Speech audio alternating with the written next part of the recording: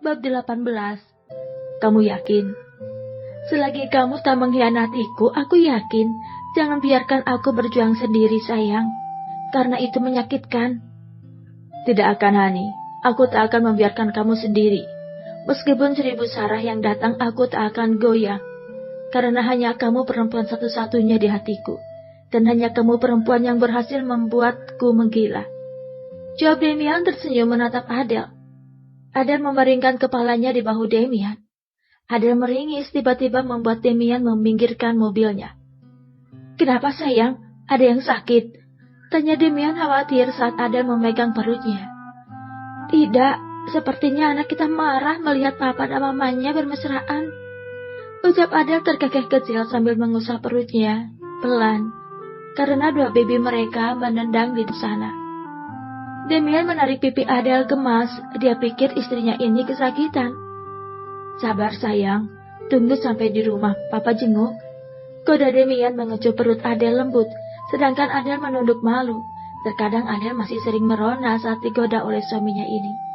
Sayang, ini jadwal periksa si kembar, kamu ikut atau aku sendiri?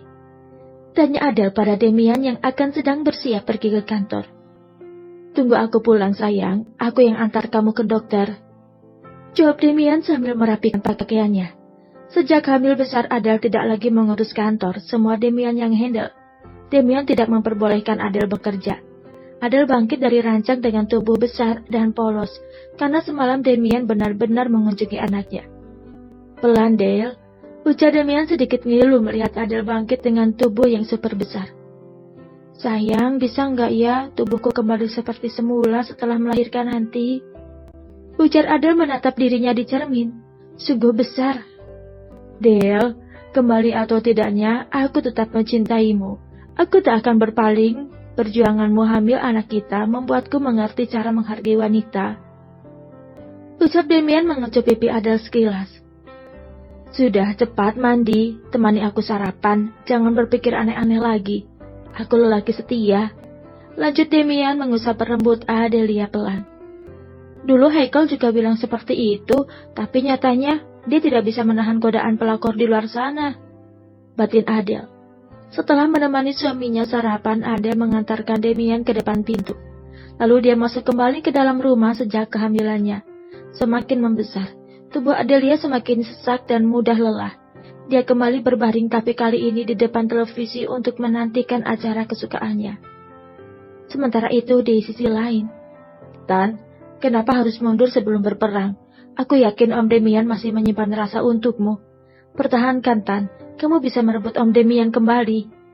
Kekeh Haikal. Kal, Tante tidak bisa. Tatapan Damian seolah menunjukkan rasa benci, bukan suka. Merebut juga bukan sifat Tante. Jika Damian masih memiliki rasa, biar dia yang kembali padaku. Jawab Sarah. Jadi Tante merelakan Om Damian bersama Adele. Sepertinya begitu. Aku tidak menyangka Tante seorang pengecut tidak bisa mempertahankan rasa cinta Tante. Kal, makna mempertahankan di sini berbeda. Harus ada 2 orang yang harus saling cinta, bukan bertepuk sebelah tangan. Di sini justru Adele dan Damian yang sedang mempertahankan rumah tangga mereka. Jika kita masuk akan membuat kita bertambah cemburu. Tante melihat betapa cintanya Damian pada Adele. Relakan mereka, Kal. Mungkin mereka bukan jodoh kita. Jelas Sarah panjang lebar. Untuk rasa kecewa Tante juga rasakan. Untuk menyesal itu sudah dulu Tante lalui. Tapi untuk merebut kembali Tante rasa sulit. Karena Damian tak lagi mencintai Tante. Untuk rasa mungkin masih ada, tapi untuk cinta Tante tidak yakin. Lanjut Sarah. Dia merasa Damian sulit sekali untuk tersentuh. Jika kamu belum bisa melupakan Adele, setidaknya ikhlaskan dia. Bukannya saat ini kamu sendiri sudah mendapatkan pekerjaan dari Damian. Jangan sampai kamu dicampakkan karena rasa cintamu itu. Haikal terduduk, dia bingung saat ini hatinya tak bisa lepas dari bayangan Adele.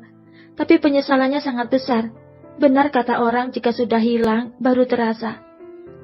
Lalu bagaimana kerjasamanya, Tan? Tanya Haikal. Tante serahkan semuanya dengan sekretaris Tante. Biar dia yang handle. Tante sepertinya tidak bisa lanjut bertemu Damian. Penyesalan dan kecemburuan seakan bersatu. Terasa sesak di dada, bisa melihat kemesraan mereka. Jawab Sarah jujur. Haikal berdiri dan hendak pergi meninggalkan ruangan Sarah. Pagi ini dia sengaja mendatangi kantor Sarah sebelum ke kantornya. Kal, mengikhlaskan lebih baik dan lebih terasa nyaman. Percayalah, pesan Sarah. Tapi Haikal pura-pura tak menggubrisnya, dan dia segera pergi. Dari semalam Sarah berpikir untuk merebut Demian kembali.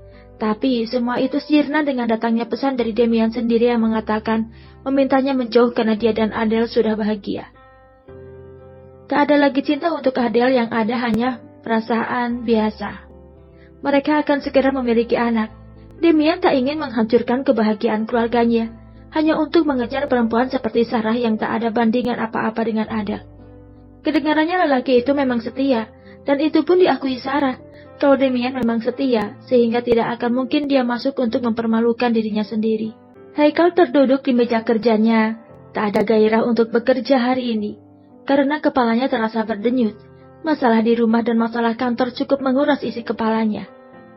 Pak, hari ini kita ada pertemuan sebelum makan siang, ucap Anita pada Demian.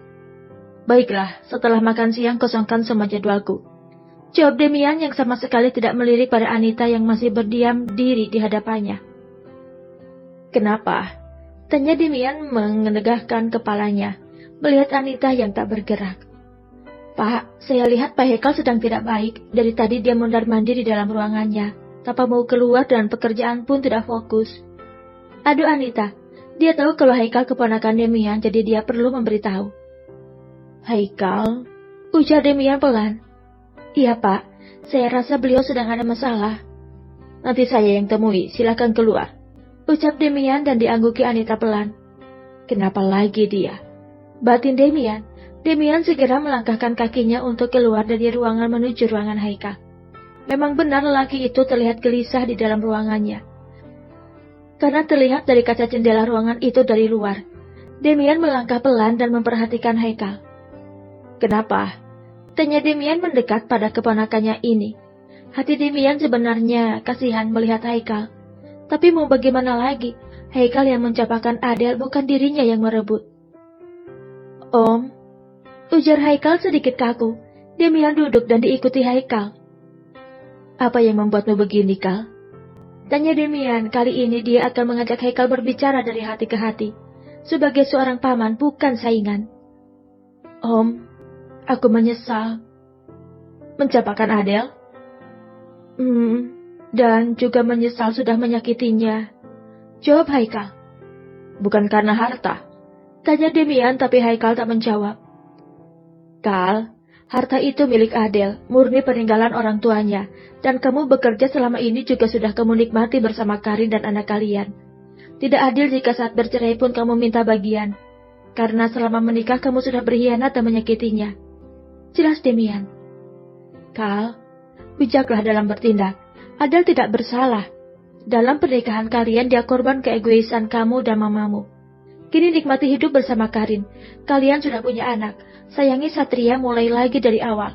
Om akan naikkan jabatanmu menjadi kepala perusahaan di cabang yang baru. Tapi dengan satu syarat. Perbaikan pernikahanmu. Anggap Adele sebagai tantemu, bukan mantan istri. Bagaimana bisa, Om? Bisa. Pasti bisa. Haikal menghela nafas panjang. Baiklah, akan aku coba, jawabnya lemah.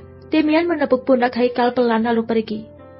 Seusai pertemuan dan makan siangnya, Demian segera pulang menemui istrinya tercinta.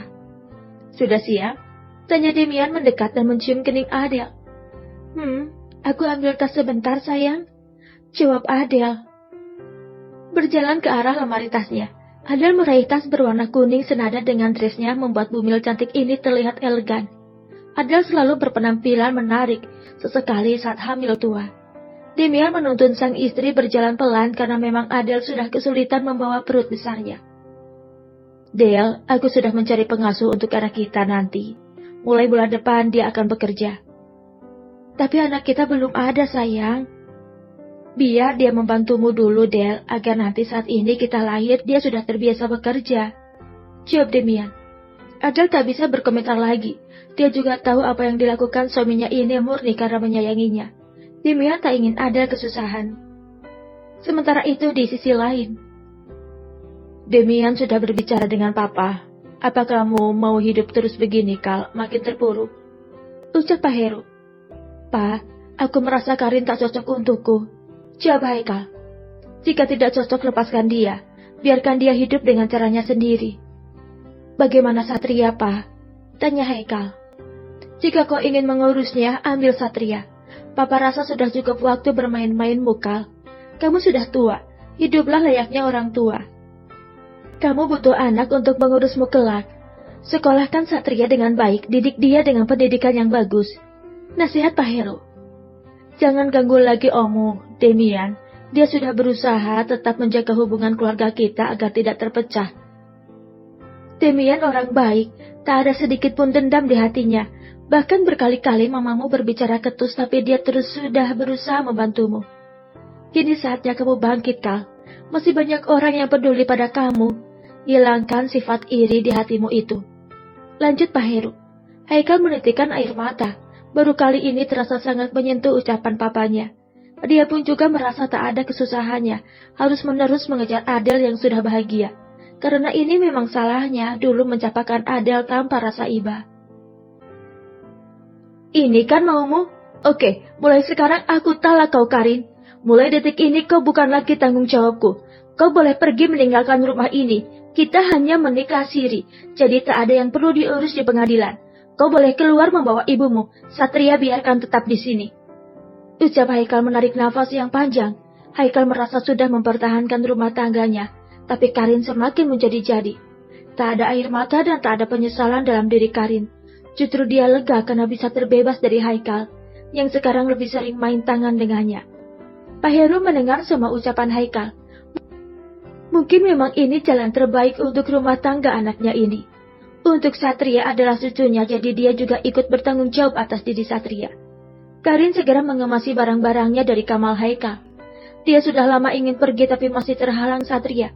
Tapi kali ini Haikal ingin mengambil Satria, jadi Karin merasa dia harus menghidupi diri sendiri dan ibunya. 1 bulan berlalu, Haikal sudah mulai terbiasa hidup sendiri. Dia pun sudah tak menghiraukan lagi kemesraan Adel dan Demian yang sering dilihatnya di kantor. Dia menyadari, semua ini terjadi karena ulah dirinya. Haikal kini fokus untuk membesarkan Satria, anak semata wayangnya bersama Karin. Untuk kehidupan Karin setelah berpisah darinya, Haikal tak pernah ingin tahu lagi. Mamanya sudah beberapa kali mendesak Haikal menikah lagi agar ada yang mengurus Satria. Tapi Haikal tak ingin buru-buru. Dia takut salah pilih seperti Karin. Lagi pula kehidupannya saat ini sudah cukup nyaman untuknya.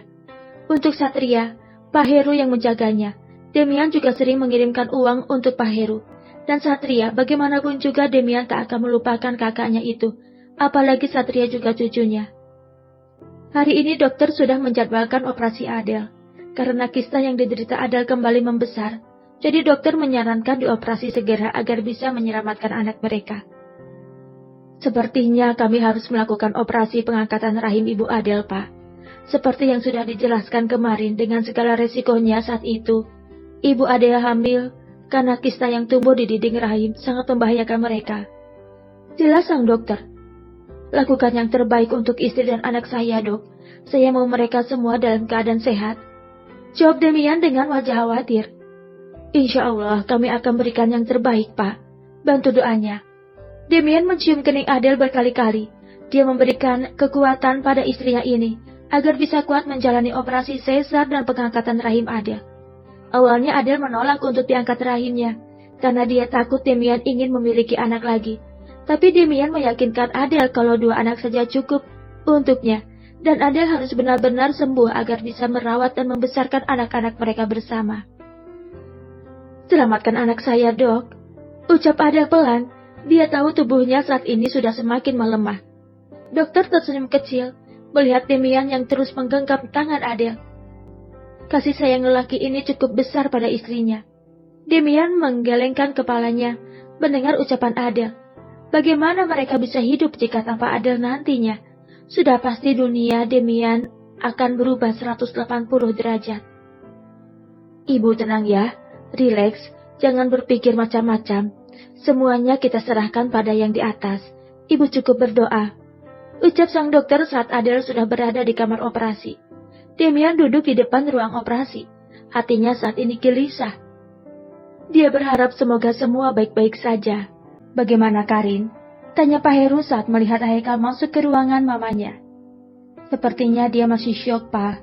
Tapi nanti akan aku coba tenangkan kembali.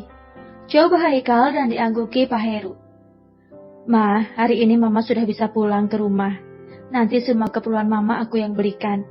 Untuk sekarang jangan keluar rumah dulu, Ma. Sudahlah, hentikan gaya hidup berlebihan Mama. Tak ada gunanya juga, Ma. Mama sudah tua. Bukannya dulu Mama ingin cucu. Kenapa tidak bermain bersama Satria saja di rumah? Lanjut, Haikal. Kal, Mama hanya ingin bahagia.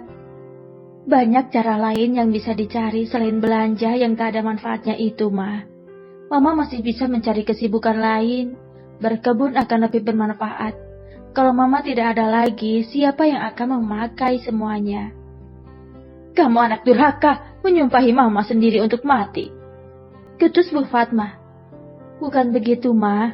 Sebaiknya mulai mengajarkan diri untuk berbuat yang bermanfaat. Aku tak mengajarkan Mama, tapi mencoba hidup lebih baik, apa salahnya, Ma? Akan terasa lebih tenang. Jangan menasihati Mama, ujar Bu Fatma kesal. Haikal dan Pak Heru hanya menggelengkan kepalanya, melihat Bu Fatma yang sulit sekali diajak bicara.